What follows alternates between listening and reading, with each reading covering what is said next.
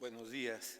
No, al contrario, gracias por la invitación y poder participar en este evento. Agradezco a los organizadores y comentarles algunos de los conceptos que en estos momentos se están consolidando hacia esa búsqueda de biomarcadores, como el doctor Mori ha estado mencionando. En algunos momentos se ha estado mencionando que se cuentan con diferente tipo de estrategias y presentarles una imagen de esta naturaleza es decirles si realmente son comparables las tecnologías o los procedimientos. Comparar lo que los patólogos observan contra algunas de las imágenes y alteraciones. Cada una de las tecnologías y procedimientos tienen sus pros y contras, tienen sus aspectos que los hicieron llegar hacia el punto de su aplicación, de tal manera que no podemos hacer una comparación de las diferentes tecnologías para llegar y definir completamente un proceso. Así que en estas imágenes los colposcopistas pueden llegar a definir que existe una lesión y hasta ahí pueden llegar. No pueden definir más allá sin la necesidad simplemente de observarlas. Debe de ser necesario la implementación de nuevas tecnologías u otras tecnologías que ya se conocen para poder integrar y dar el resultado final. Así que cada una de estos procedimientos tiene sensibilidades, especificidades prácticamente propias, de tal suerte que no podemos hacer una comparación. Y ejemplos de estos tenemos hacia una vista en micro, lo que el patólogo observa y lo que podemos notar, que podemos mencionar la organización celular, es decir, cómo están las células, la anatomía, si son células claras, si son células grandes, procesos inflamatorios, presencia de células de la respuesta inmune, y todo esto simplemente observado con un microscopio óptico de luz clásico de la escuela. Sin embargo, si nosotros queremos ver más allá de estos puntos, entonces es necesario utilizar otro tipo de tecnología, como la microscopía electrónica, en donde podemos ver estructuras de esta naturaleza y poder decir existen imágenes sugestivas de cápsides que se asocia con virus. Y por otro lado, tecnología como la microscopía óptica, que simplemente nos dice que hay una señal y nos sugiere la presencia de ciertas moléculas. A diferencia de otras tecnologías como la microscopía de epifluorescencia confocal, que nos invita a hacer una tinción múltiple utilizando diferentes marcadores para identificar y decir se están expresando estos genes, existen estas proteínas. Tecnologías como esta deben de estarse utilizando para llevar a cabo un diagnóstico más completo.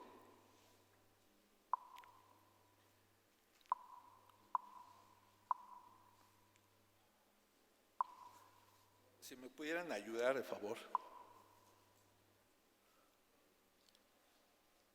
con la siguiente. Bien, entonces pasamos a otro nivel.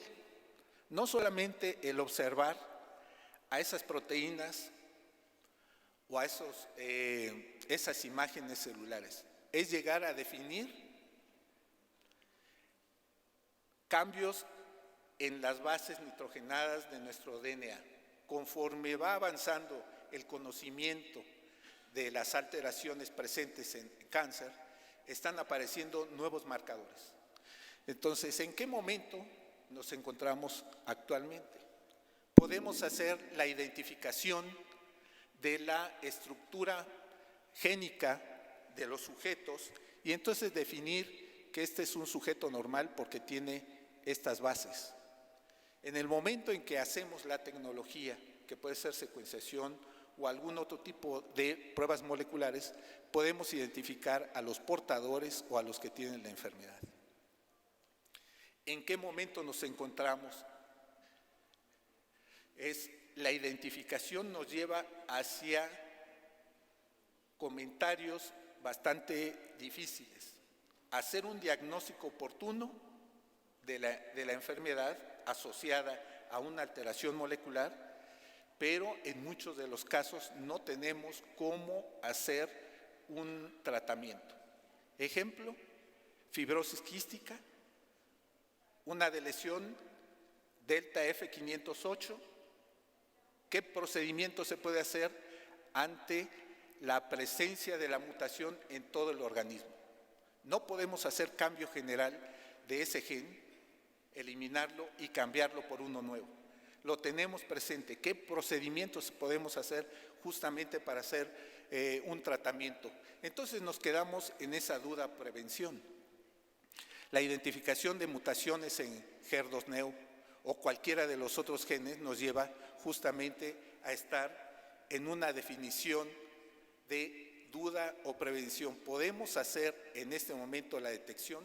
Sí, podemos hacer la detección. ¿Qué podemos hacer después de esto? En muchos de los casos, aún no presentándose la enfermedad, no podemos llevar a cabo ningún procedimiento, simplemente vigilancia.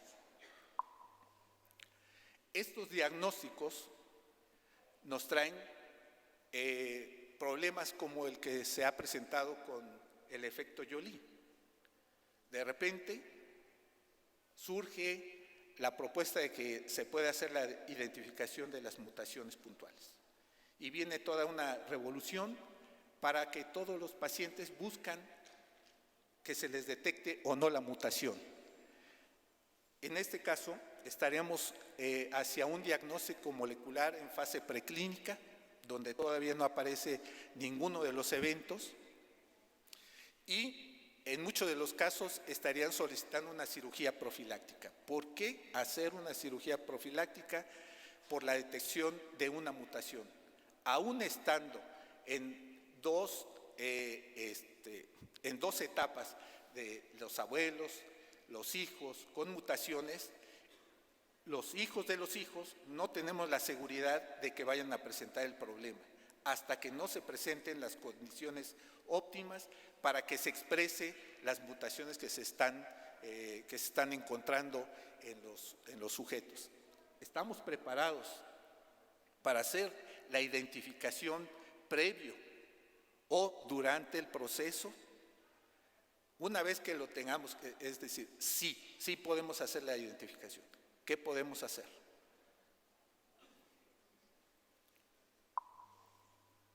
Así han estado surgiendo, conforme el proyecto del genoma humano sigue avanzando y la identificación molecular nos lleva a sugerir algunos de los marcadores.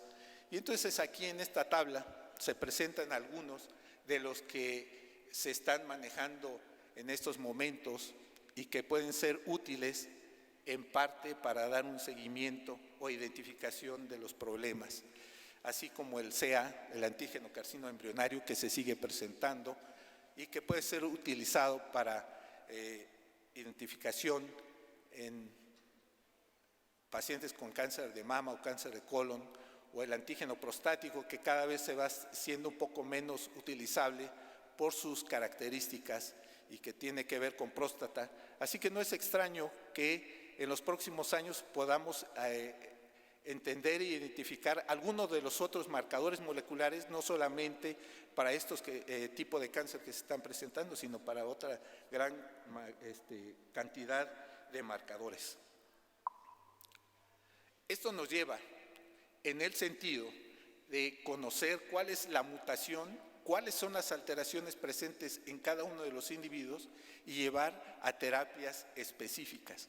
Entonces nos enfrentamos a estos nuevos métodos diagnósticos de tipo genómico en el que podemos hacer la búsqueda de determinación de alteraciones, de mutaciones, de la expresión génica y estar aplicándolo prácticamente a cada uno de los pacientes. Es realmente una tarea enorme el estar realizando una tecnología de esta que es muy complicada, que se hace en laboratorios especiales y que simplemente nos van a decir, efectivamente, hay un proceso tumoral y viene entonces una tarea de decir, si tiene esta expresión con este patrón de genes, entonces hay que darle un tratamiento específico. El problema de cáncer es que se tiene una heterogeneidad molecular. Entonces, no tenemos hasta este momento marcadores que nos identifiquen al 90-100% de los pacientes. Entonces, esto nos genera la búsqueda de nuevos marcadores para hacer estas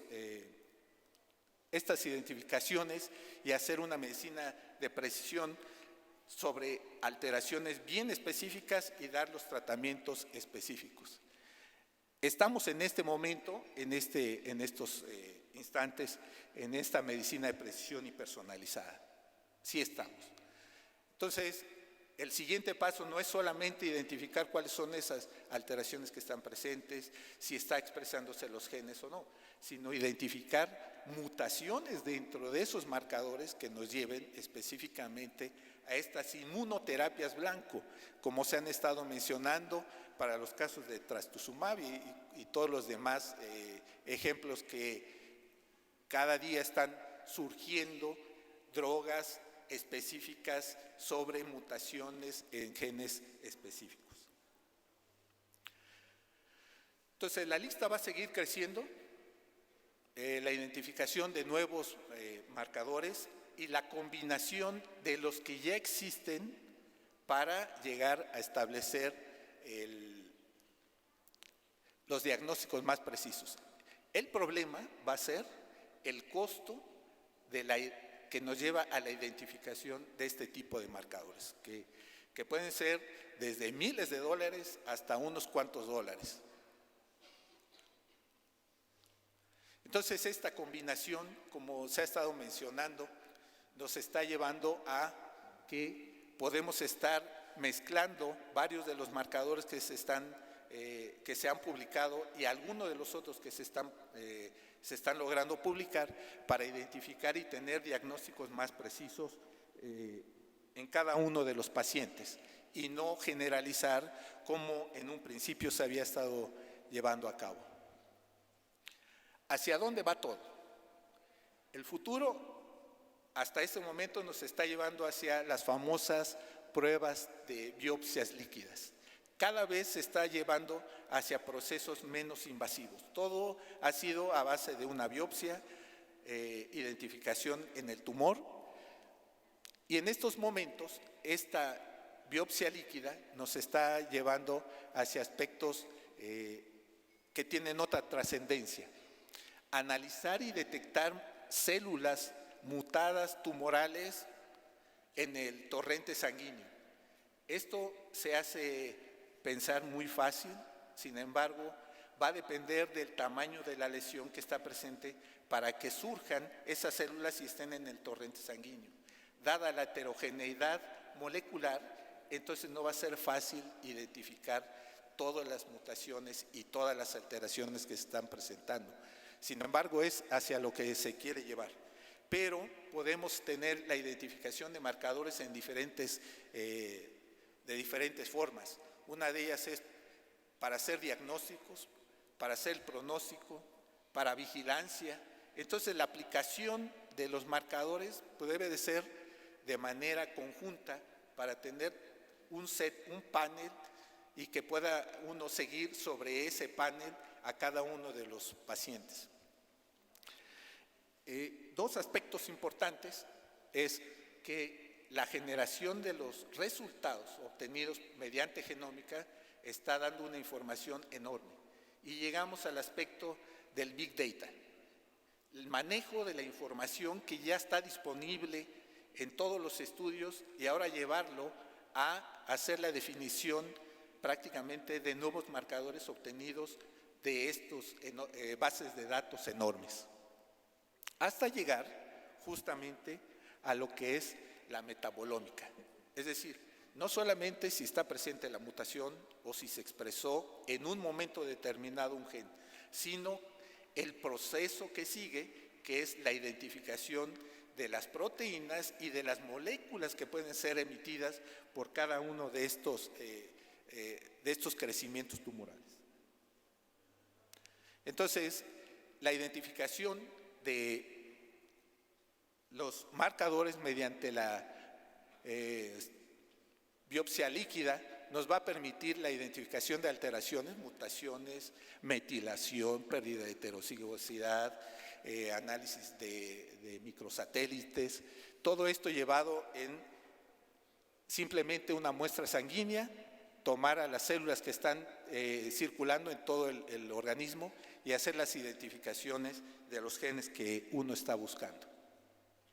No solamente es para el diagnóstico, como había mencionado, sino también para ver la progresión de la enfermedad o la eficacia de los tratamientos que se están llevando a cabo. ¿Cuáles son estos avances? ¿Hacia dónde se quiere llegar en esta tecnología y esta aplicación? Pues solamente el uso de estas biopsias líquidas, que hasta este momento son lo más novedoso en la identificación de las enfermedades, y a estar haciendo asociación con los ensayos clínicos, con las diferentes drogas que se están utilizando, hacia los diagnósticos clínicos aplicados con la biología molecular e investigación translacional para tener efectos más dirigidos, evitando todos los efectos adversos. Pasamos al siguiente nivel, que es la nano. No solamente era la biología molecular en el sentido de la microscopía, ver los genes, la amplificación, la PCR, las biopsias líquidas, sino llegar a conceptos en donde podamos estar utilizando las nanoestructuras para identificar justamente a estas moléculas de interés. Y entonces aquí son algunos de los ejemplos. El hablar de mutaciones es hablar justamente de alteraciones en nanoestructuras. Y una de estas es liderada por el grupo del doctor Hussam Sheikh de Tech Ion en Israel, donde él, mediante tecnología de análisis para determinar por medio de exhalación, es posible hacer la identificación de diferentes enfermedades, no solamente para diabetes, problemas neurológicos, sino también para procesos de cáncer. Así que en este momento, estas pruebas no invasivas que pueden ser utilizados ya en la aplicación de seguimientos de las enfermedades, ya es toda una realidad. Estas pruebas no invasivas son extraordinariamente caras, pero con la simple exhalación uno es posible hacer la detección de estas. Próximamente estaremos trabajando en una prueba no invasiva para detectar alguna de las lesiones ginecológicas en donde tenga que ver una alta sensibilidad y especificidad con características analíticas estables con costo-beneficio. Además de ser una prueba súper económica, prueba ecológica. Así que sin necesidad de hacer revisiones más allá del uso del espejo vaginal, hacer la determinación justamente por pruebas de metabolómica o volatolómica. Finalmente, las herramientas tecnológicas que podemos tener hasta estos momentos es una combinación. Utilizar toda la tecnología de ultrasonidos, mastografías, en el caso de cáncer de mama, resonancias, mastografías, tomografías, termografía, etcétera, hasta llegar a dos aspectos importantes y muy actualizado: la detección en el binomio canino de perros para hacer la determinación y detección de estos compuestos volátiles que son desprendidos por la lesión. Entonces, llegar hacia estas pruebas de la detección de orgánicos volátiles y el reduccionismo de las tecnologías de la genómica van a estar revolucionando prácticamente los nuevos marcadores asociados a las diferentes enfermedades, entre ellas las enfermedades neoplásicas. Muchísimas gracias.